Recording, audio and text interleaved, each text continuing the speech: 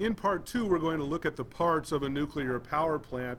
Remember that a nuclear power plant uses this fission reaction to get energy. So there are, in this nuclear power plant, four parts that we're going to look at. That is the core, that's where the nuclear reaction goes on. There are three parts to the core. There's the containment building, there is the steam transfer, which transfers the energy produced by the nuclear reaction out of the core, out through the containment building and to the generator eventually. So those are the four parts we're going to look at here. Let's start in the core. Actually, let's start with it. I guess I have an overview here. So the core is here, which is where the nuclear reaction occurs. There is a coolant, like water, which then takes heat from that reaction over to a steam boiler. So the heat from this then boils water into steam. That steam then travels over here to a turbine. A turbine is just a big fan, if you will, which spins and turns the generator, producing electricity.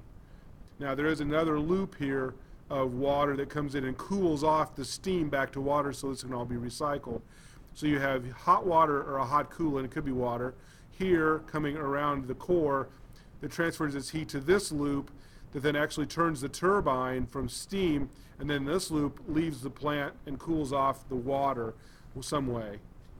So in the end, we get electricity from this complicated process, but in the end, interestingly, the bottom line is you got to boil water. It is a big, expensive, complicated way to boil water.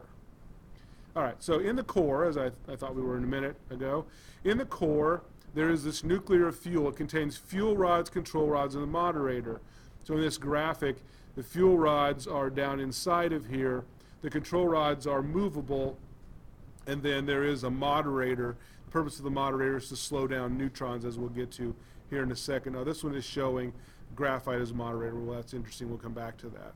So the fuel rods, they take uranium and they do refining to it and enrichment. And then they take these little pellets of uranium, they weld them together into rods. The rods are then put into these bundles called assemblies. And the assemblies are then placed into the core. That's where the nuclear material is, in the fuel rod assembly. The control rods then, purpose is to absorb neutrons, because remember, neutrons are necessary for the reaction to occur. So when you insert the control rods into the core, the neutrons are absorbed and fission stops. If you want the reaction to go, you lift the control rods up out of the core, and then the control rods are no longer absorbing neutrons, and so the reaction goes. If something happens, you can always let go of the control rods, drop them right back down in, and the fission stops.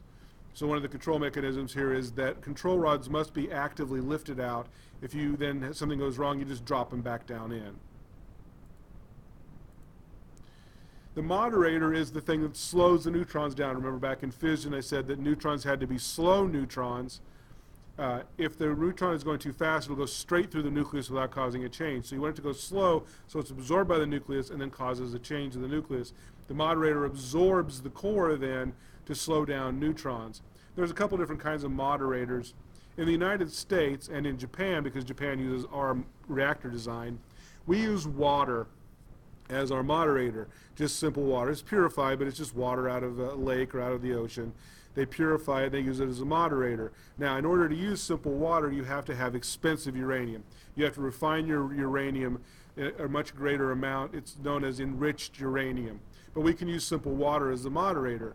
Well, in the former Soviet Union, what's now Russia, they used a different model of reactor. They used graphite as a moderator. Graphite was used as the original moderator in the very first atomic reactor, which was in Illinois, by the way, up in the Chicago area. But the Soviets used that graphite reactor model. And there are still reactors going that have graphite moderators. We don't use graphite because graphite is flammable. That's a major drawback. If something goes wrong with this reactor, instead of having water surrounding it, which acts as a coolant, instead it just has a flammable material. They choose to do this because they can use lower quality uranium and get the same reaction from it. All right, so in part 3 we will go on and look at some more about nuclear fusion.